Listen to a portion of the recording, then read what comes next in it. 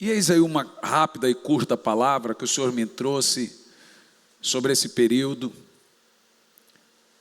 atual da igreja do Senhor. E diz assim: no terceiro dia houve um casamento em Caná da Galileia. A mãe de Jesus estava ali. Deixa congelado, preste muita atenção. Sempre quando você ler na Bíblia, mulher, vai representar a igreja. A igreja, ela é do sufixo feminino e ela sempre será representada por mulheres. Então você tem a mulher vestida de linho, que é a igreja verdadeira, a mulher vestida de púrpura, que é a falsa igreja, e a mulher vestida de sol, que é Israel. E aquela mulher vestida de sol foge para o deserto, e o dragão, no caso ali, que é o diabo, procura matar o filho, que no caso seria Jesus, que vem descendendo de Israel. O casamento representa de fato a nossa união com Deus. E aqui esse casamento aqui em Caná da Galileia é o primeiro milagre de Jesus. Hello, moto. E é interessante que uma vez eu vi o pastor Edir Macedo falando que ele não via propósito nenhum nesse milagre de Jesus. Não, primeiro que eu vejo, um vinho bom deve ter saído daí. Mas ele falou no sentido assim, qual a proposta desse milagre? Criticando o milagre de Jesus. Eu acho que nesse dia ele tinha tomado vinho. Mas contudo, o grande propósito desse milagre, o primeiro milagre, está no resto do texto, na sua simbologia, na sua tipologia. E preste muita atenção, diz assim: Jesus e seus discípulos também foram convidados. Tendo acabado o vinho. Tendo acabado o quê? O vinho. A mãe de Jesus lhe disse: acabou o vinho.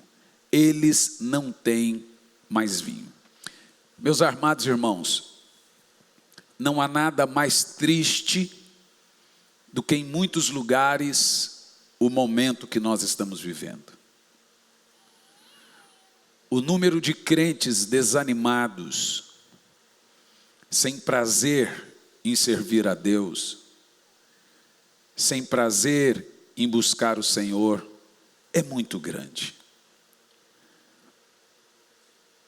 O número de gente que abandonou seus casamentos, de pais que abandonaram seus filhos e filhos que abandonaram seus pais, de irmãos que abandonaram suas congregações. Olha o que essa igreja passou por 2 anos de pandemia. O que esse pastor aqui suportou em 2 anos de pandemia para manter, é claro que é o Espírito Santo, isso aqui de pé, para construir isso aqui e pagar sem dívida, porque tem gente que é assim, ele gosta que a igreja esteja apertada para lhe dar um motivo de ofertar e dizimar. O dia que eu vim aqui, falei que a igreja não tinha mais dívida, caiu a arrecadação da igreja. Que o povo fala, a igreja não precisa mais de mim. Infelizmente o ser humano tem hora que se parece com o diabo. Agora você passa o período da pandemia. E você começa a ver uma pessoa, fala assim, pastor, eu acho que meu tempo aqui deu. É claro que deu. Mas não é só gente que chega na igreja e fala que o tempo deu. É gente que chega para a esposa e fala, meu tempo deu. Tem gente que chega para o marido e fala, meu tempo deu. E eu acabei percebendo, meus irmãos, que as pessoas não se acostumam nem com elas. E elas não gostam daquilo que é o dia a dia da vida. Rotina. Rotina é o que faz a vida. A rotina faz parte. As férias não é a vida. O dinheiro a mais deveria ser a vida, mas não é a vida. O 13º não é a vida. Comer num restaurante não é a vida. A rotina é a vida. A sua congregação é a sua vida. a sua casa, acordar de manhã, cuidar do filho, o filho ir no vaso, sair do vaso. Mãe, vem me limpar. Pai, não sei o quê. Pai. Essa é a vida. E às vezes eu fico vendo mulheres que reclamam da sua vida. Esse trabalho é a vida. Deixa-me te falar uma coisa. Acostume-se com a rotina, porque a sua vida é essa para sempre. O resto é de vez em quando. O resto é a vida que você terá para sempre. Rotina. E o problema não está na rotina. O problema é ter alegria em Deus. Porque quando você não tem alegria em Deus, você vai procurar alegria no mundo. Quando você não tem alegria em Deus, você substitui, você culpa o marido. Porque eis aí uma coisa de pessoas castradoras. Existem mulheres castradoras, homens castradores. É quando você corta o espírito da pessoa para viver o seu espírito. Você anula as pessoas para viver suas vontades. E os castradores são narcisistas também. Eles gostam que tudo gire em torno deles. Que tudo se voltem para eles. Então eles levam esse estilo de vida para a igreja, não leva para o trabalho porque precisa de dinheiro, mas se pudesse levaria também. Mas como não levam para o trabalho, descarregam em casa. E eu acho bonito isso. O cara fica lindo. Esses tempos atrás eu disse, gente, você que trabalha viajando, quando você voltar para casa, faz a barba, toma banho, veste uma roupa limpa e volta para casa. Você toma banho, veste, você dá o seu melhor para quem não te conhece. Para aqueles que estão à sua volta, é o seu pior. Porque nós não gostamos da vida de verdade. Se você está assistindo aquela série lá da Netflix, lá do... Estão assistindo? Não. Vocês não gostam de fofoca? Eu amo, adoro. A Netflix fez uma série da vida. Chega uma época na vida que você não tem mais nome, então você tem que jogar na mídia os boatos para você ficar na... E aí você começa a ver umas coisas estranhas lá, menina em depressão e surta por causa do divórcio. A menina tem 10 anos e está em depressão ainda. E aí você começa a perceber umas coisas esquisitas. Que as pessoas não gostam da vida comum. A vida delas, elas não gostam. Normalmente ela gosta da vida dos outros, da igreja dos outros. Sabe por que o outro pastor é melhor que o seu? Porque ele não te conhece. Porque o dia que ele te conhecer, ele vai ser ruim também. Sabe por que você gosta do seu cachorro? Porque nós temos um cachorro que a gente chama de filho, porque nós não gostamos de topar com os nossos irmãos, com o nosso pai, com nossa mãe. Então a gente agora trata o cachorro como se fosse o nosso irmão, nosso pai, nossa mãe, chama de filho, porque o bichinho, você magoou, ele não reage. O bichinho é puro. Então você bate nele, ele bana o rabinho. Então eu prefiro o meu cachorro do que gente. Claro. Mas se o seu cachorro pudesse reagir ao que você faz, você odiaria ele também. Então eu amo o meu cachorro. Claro que ama. Porque ele nasceu para te idolatrar. Porque nós, irmãos, nós não gostamos da nossa vida. E nós nos acostumamos a tratar mal quem nos ama. Nós acostumamos a ter por inimigo quem realmente se preocupa conosco. Nós gostamos é que nos mentem. Nós gostamos é que nos traem. Nós gostamos é de quem simula, mas não é verdadeiro. Merecemos ser mentidos. Merecemos ser traídos. Porque quando Deus tem a esposa que fala a verdade, tem pessoas que realmente se preocupam com o nosso futuro, a gente tem por inimigo. Porque nós gostamos mesmo é de falsidade. Mas essas coisas, com o passar dos anos, elas vão perdendo a graça também. Eu tiro algumas lições desse casamento. Primeiro, a preocupação de Deus com a família. O primeiro milagre de Jesus foi num casamento. Isso é muito significativo para mim.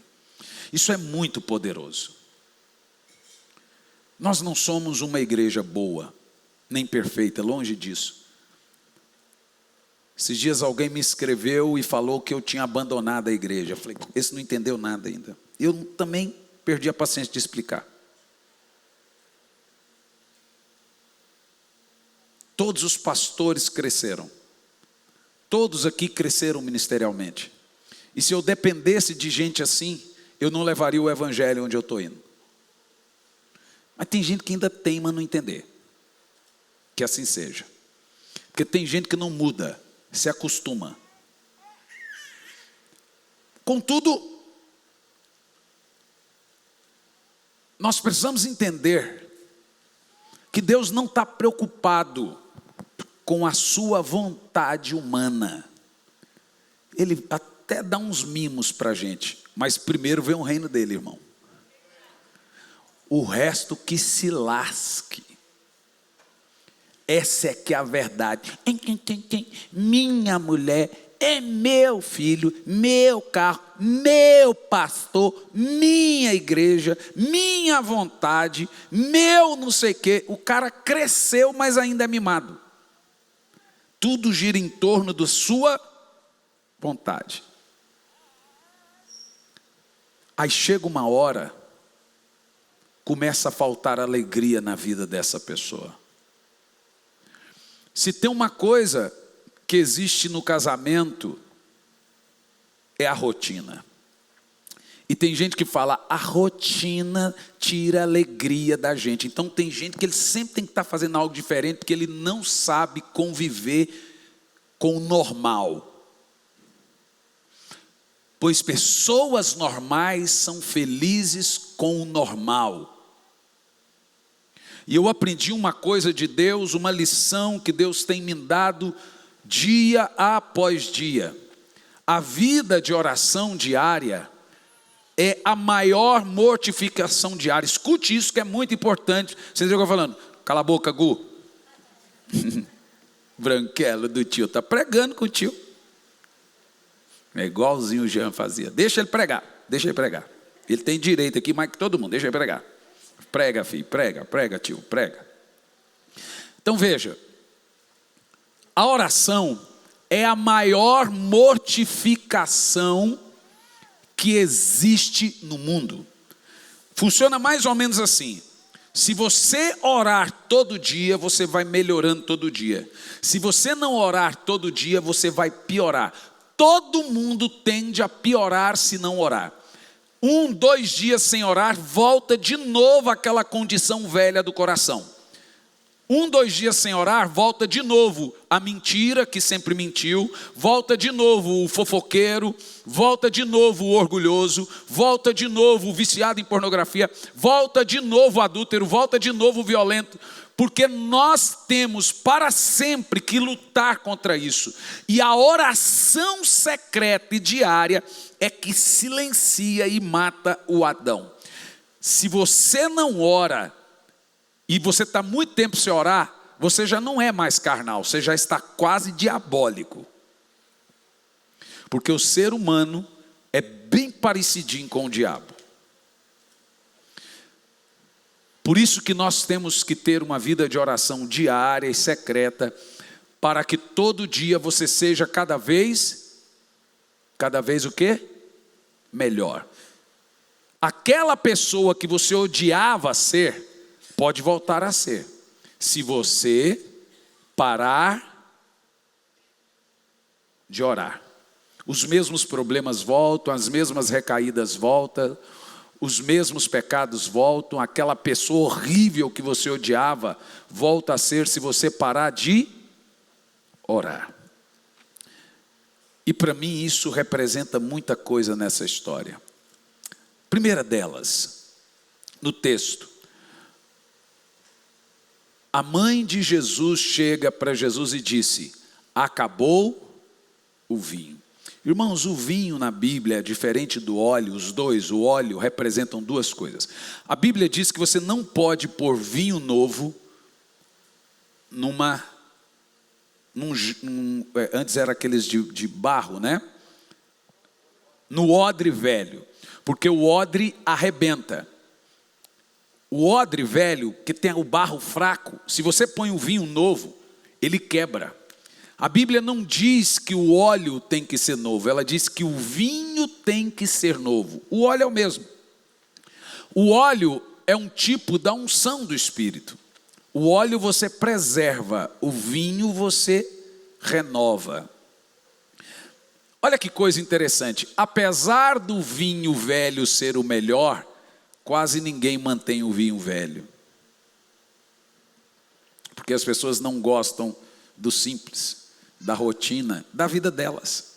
Então elas querem novidade. Por que uma mulher deixa o marido dela para ficar de coisinha na internet? Porque quer novidade. Por que o homem fica com zonaria? Eu ia falar outra coisa. Zonaria na internet com as amigas. Porque não gosta da rotina. É igual a pessoa que quer comer fora todo dia. Não gosta de topar com ela mesma. A vida que Deus deu para você. Ai, que sem graça essa minha vida. Parece adolescente. Adolescente está sempre de bico, emburrado. Ai, está tudo sem graça. Mas tem uns velhos aí que parecem adolescente. Rapaz, a graça da sua vida é a sua vida. É os seus filhos, é a sua casa. É tirar o tempo, é assistir o filme junto. É diferente estar junto e fazer coisa junto. Eu tenho uma raiva lá em casa, quando eu falo, vamos assistir um filme, e estou lá assistindo, e fica 1, 2 no celular e assistindo. Eu já falei, eu vou pegar isso e vou jogar dentro do vaso, nem que depois eu compre. Porque está, mas não está. A hora de estar é a hora de estar. Me dá essa droga desse celular. Que alguém pega o celular e tem que olhar 2 da manhã? Você está falando com alguém? Não. Então por que está olhando o celular? Está olhando por mania. Mania. Porque você não consegue conversar num shopping olhando dentro do olho da sua mulher? Ou do filho? Tem que ficar assim. Rapaz, não faz isso na minha frente, não. Ah, não faz, que eu vou ficar louco. Mas... Porque as pessoas não se encaram mais. Eu acho que elas já estão no seu metaverso. Elas já estão na Matrix. Quem não entende metaverso, vai assistir o filme Matrix. Elas estão aqui, mas estão no mundo online. Elas estão aqui, mas estão no mundo do Facebook. Elas estão aqui, mas estão no mundo do Instagram. Elas estão aqui, mas estão no mundo do WhatsApp. Esse é o metaverso. Por isso que agora o Facebook lançou um óculos. Já tem Nike no metaverso, tem avião no metaverso, porque é a sua versão avatar no mundo digital. Você não sabia, não? Ih, meu filho, só os bilionários, até terreno você compra no mundo digital agora. 15 milhões, 20 milhões. Vou abrir uma igreja lá no metaverso também. O meu avatar vai ser como, será? 1,90 m? Porque o avatar das pessoas vai ser assim. É quem elas queriam ser, não o que elas são. É assustador o que virou a igreja. As pessoas não conseguem estar. Elas estão, mas não estão. Aí depois vai chorar no velório do pai e da mãe. Que falta que me faz. Fingido. Estão, mas não estão. Vai chorar no velório, não sei de quem. Estava ali. A vida toda.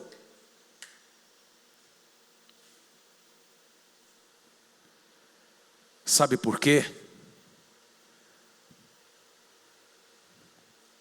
É igual a oração. Deus desenvolveu o maior tesouro do universo para nós. Para você vencer o pecado, o diabo, conseguir todas as vitórias que você precisa, está no seu quartinho, no seu secreto, mas ninguém valoriza. Assim é a família. Então, bagunçar com a família pode durar 1 ano, 2 anos, 3 anos. Deus é vingador. Deus vai saber o que você está fazendo contra a sua família, o que você está fazendo contra o seu marido, e você vai perder tudo. Você vai perder tudo se continuar. E depois você vai entender tudo que você tinha, mas você vive rescindindo com os mesmos erros. E vai por mim, se você não orar muito, você vai piorar muito. Quem ora mais ou menos piora mais ou menos, mas quem ora muito, ele vai matando Adão, mortificando. Mas se você ora pouco, você vive. Um pastor me perguntou, pastor César, você é orgulhoso? Eu falei, eu sou. Ele falou, eu não acho que você é orgulhoso. Eu falei, pastor, eu não sou orgulhoso sempre, mas eu tenho lapsos de orgulho, eu tenho ataques de orgulho. O orgulhoso é orgulhoso sempre, tem lapsos de humildade, mas eu sei quando é o meu orgulho falando. Pergunta o orgulhoso, você é orgulhoso? Ele vai te bater. Você está louco? Quem é você para falar assim comigo? Agora chega em toda pessoa que ora, você é orgulhoso? Fala, é provável.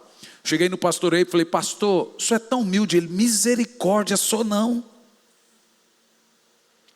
Falei, pastor, eu tenho certeza, eu sei quando é meu orgulho falando, quando é minha carne, quando é minha condição humana. Eu sei, ninguém é enganado por si mesmo. O problema é que você teima. Você sabe que está errado, mas teima. Os profetas não eram os homens mais santos, eram os mais obedientes. Então você pensa realmente que um homem é super de Deus só porque ele ora?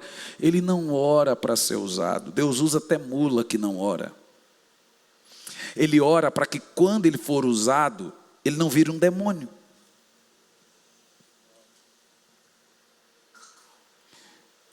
Porque às vezes Deus dá tanta coisa, tanta revelação para uma pessoa, que se ela não for de oração, ela vai cair igual Lúcifer.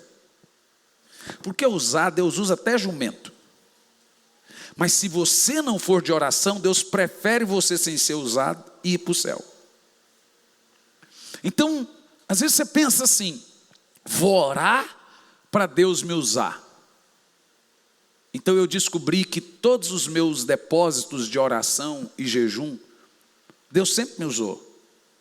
Mas era para que quando chegasse a hora, o meu coração não corrompesse. Tiago diz que Elias era um homem sujeito aos pecados e às tentações, igualzinho a gente, o maior profeta da Bíblia, mas ele orou e o fogo desceu. Você sabe qual é a diferença desses homens de Deus? Eles eram obedientes. Há pessoas que são obedientes na hora, há pessoas que têm uma obediência demorada, e há pessoas que simplesmente são desobedientes. Mas elas olham para você e fingem que são obedientes. Elas, na verdade, elas pensam que estão fingindo. Porque chega uma hora que você não insiste mais, e a pior coisa que tem para alguém é quando ela deixa de cobrar você.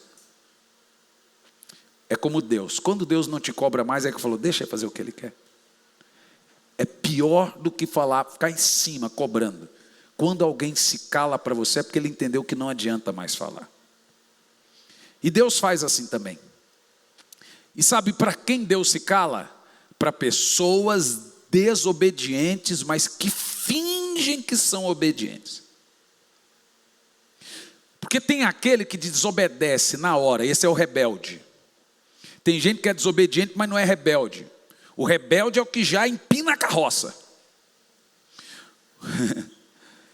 Tem gente, qual a diferença do servo de Deus? Então ele disse para Samuel, próxima vez que você ouvir a voz do Senhor, você diz, pode falar, Senhor, levanta. Então o Senhor falou, Samuel deu um pulo, eis-me aqui, Senhor. Isaías diz, eis-me aqui, Senhor. Moisés diz, eis-me aqui, Senhor Elias. A obediência rápida é a característica dos grandes homens e mulheres de Deus. Com o tempo eles vão ficando santos, porque a obediência vai trazer um nível de santidade sobrenatural. Mas corações não tratáveis são simuláveis. Eles pensam que são. Eles enganam 90% das pessoas à sua volta. Mas quando topa com o homem de Deus é uma confusão dos diabos, porque o homem de Deus olha dentro do olho dele e fala assim: me fale mais sobre isso.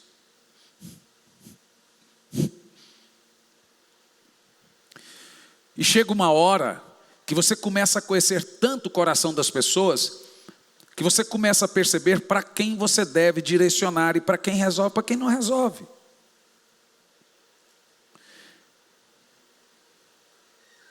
Sabe por quê, meus irmãos? Porque acabou o vinho. Os crentes não querem mais visitar o seu secreto, os cultos, o Senhor, porque acabou o vinho. O vinho representa o quê? A alegria do Espírito. Então disse Maria: a festa acabou, porque acabou o vinho.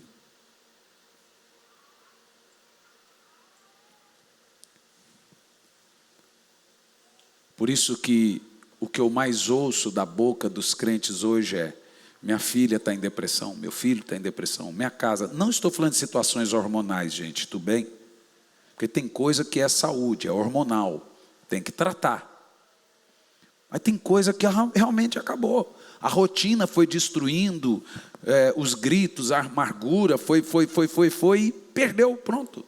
O vaso não aguentou e o vinho arrebentou o vaso.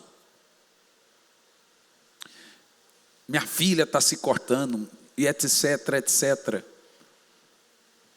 E aí as pessoas chegam uma hora que elas simplesmente saem de casa. E assim como elas saem de casa, elas saem da igreja, também não são felizes no trabalho, moram sozinhas, briga com elas mesmas e sai de casa.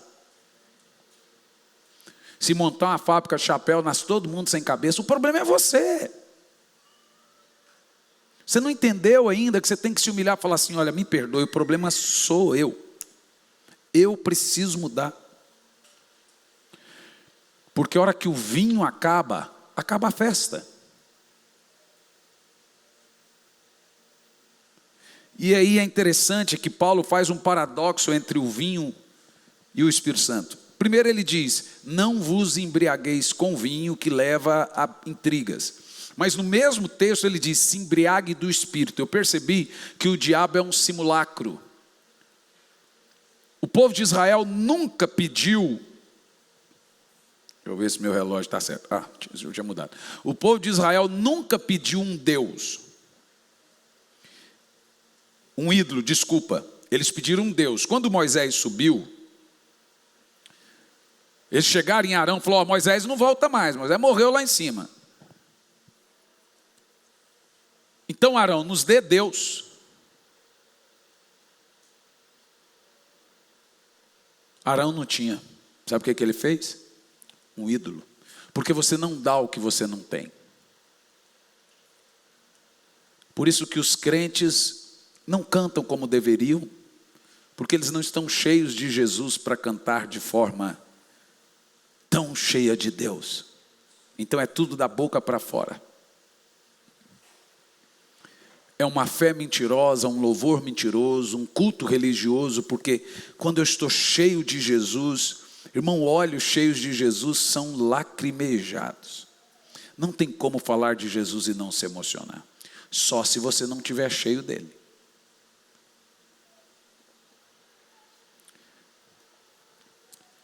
E Arão fez um bezerro, porque você só dá o que você tem. Então ele fez um Deus à imagem e à semelhança do povo, para agradar o povo. Se você não tem um avivamento, você inventa um. Se você não tem um fogo, você inventa um. Se você não tem unção, você inventa uma coisa que se parece com unção, mas não é. E assim caminha a igreja. Tem cara de igreja, jeito de igreja, CNPJ de igreja, louvor que parece unção, algo que parece fogo, mas não é. É é um bezerro de ouro. Por isso que o diabo inventou um Pentecoste. Acontece todo mês de fevereiro por 6 dias. Só que eles precisam beber e se drogar para se alegrar. A mesma coisa que acontece no carnaval aconteceu lá no Pentecoste, mas sem droga e sem álcool. É isso que Paulo está dizendo. Se embriaguem dessa forma, mas pelo Espírito. Então, quando eu olho para alguns avivalistas, que ainda tem alguns vídeos, você vê que eles ministrando parece que estão drogados. Na realidade estão tomados por Deus. Como Jeremias disse, eu estou tomado pelo Senhor, como um homem tomado pelo álcool, eu estou embriagado do Senhor.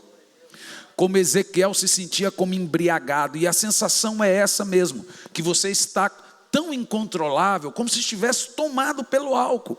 E Paulo diz, não se embriaguem do vinho. O diabo criou a fermentação da uva, desenvolveu isso, para você disfarçar a sua dor, disfarçar a sua depressão, esquecer. Mas quando você tem o Espírito Santo, você também esquece da dor. Você também vence a angústia, você também vence a depressão, você vence o pecado, porque o Espírito Santo é um tônico para a mente, o álcool é tóxico para a mente. Por isso que nós temos na Bíblia esse paralelo, esse paradoxo entre se embriagar do Espírito e se embriagar com o álcool. Por isso que eu vim com a minha gravata azul para representar a uva.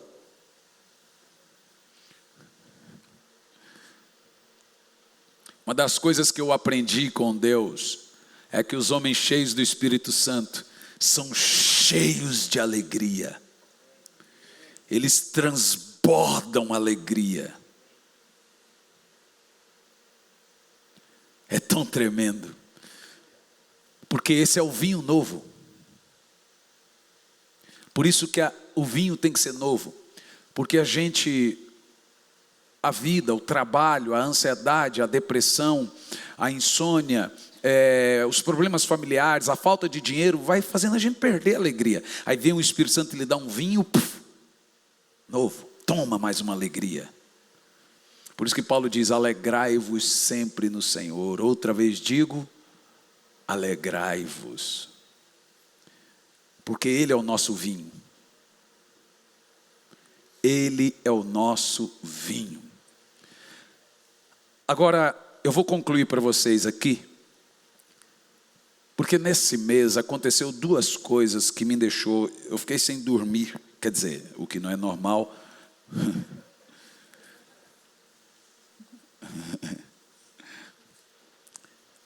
Mas isso é realmente, se eu dormir 4, 5 horinhas, eu estou 0 bala, eu não preciso mais que isso.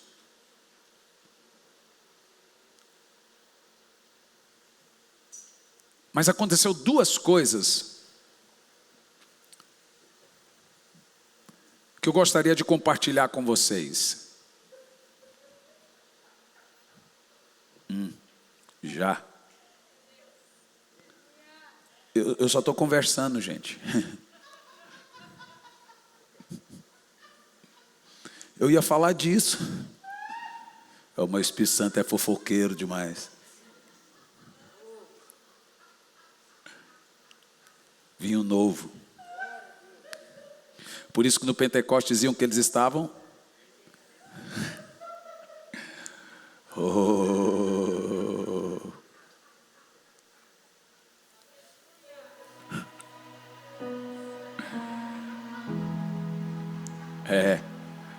Duas coisas. Eu estava pregando e de repente uma criança no colo da mãe, quase 3 anos de idade. Pode rir à vontade, gente. No espírito ela já está recebendo tudo.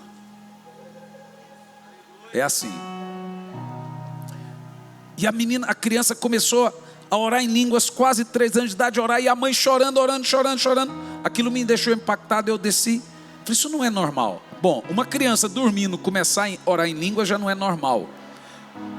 Só que a criança era autista e nunca tinha falado. e começou a orar em línguas no colo da mãe, passou a falar. Isso agora, esse mês. Como é que eu vou dormir depois de uma história dessa? Aí a família em crise. No mesmo dia, uma senhora de 89 anos, eu estou ministrando aqui um pouco, ela sentou e começou e fazia assim com as pernas, e começou a dançar e pular. Falei, isso para uma senhora de 89 anos não é normal. Mas ela disse, meu marido, não sei o que. Quando eu fui conversar com eles, ela tinha 89 anos e tinha Alzheimer. Não se lembrava de mais ninguém. E agora o Espírito Santo tomou ela e redobrou a memória dela. E ela disse, me lembro de tudo. Mas essa é a profecia bíblica. Os vossos jovens profetizarão, os vossos velhos sonharão óleo e vinho novo.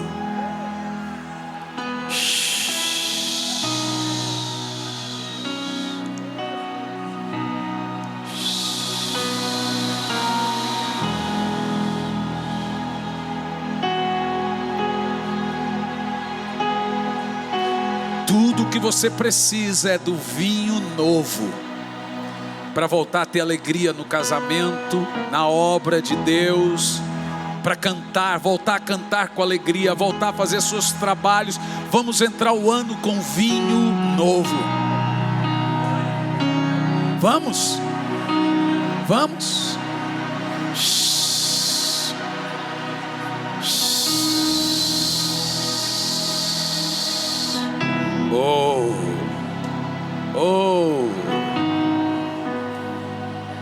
Receba o vinho novo agora.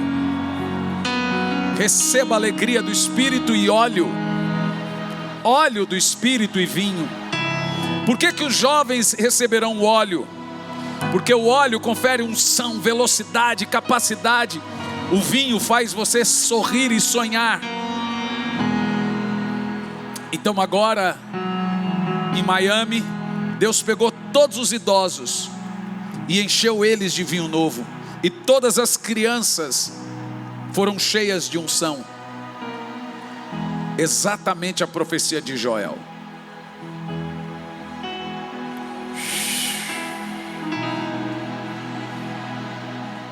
Eu vim aqui nessa manhã para lhe dar vinho novo.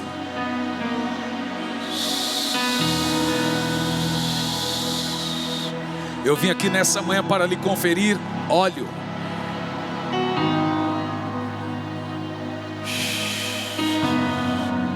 Você será curado da ansiedade e da depressão hoje. E você sabe quem cura você da ansiedade e depressão? É o vinho novo. Ele substitui o psicotrópico, ele substitui o álcool. O Espírito Santo substitui o prazer terreno. Vamos.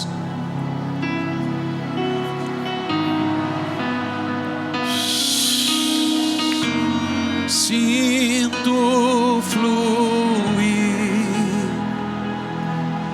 teu rio de vida aqui. Sinto fluir. Receba vinho novo do Espírito. Teu rio de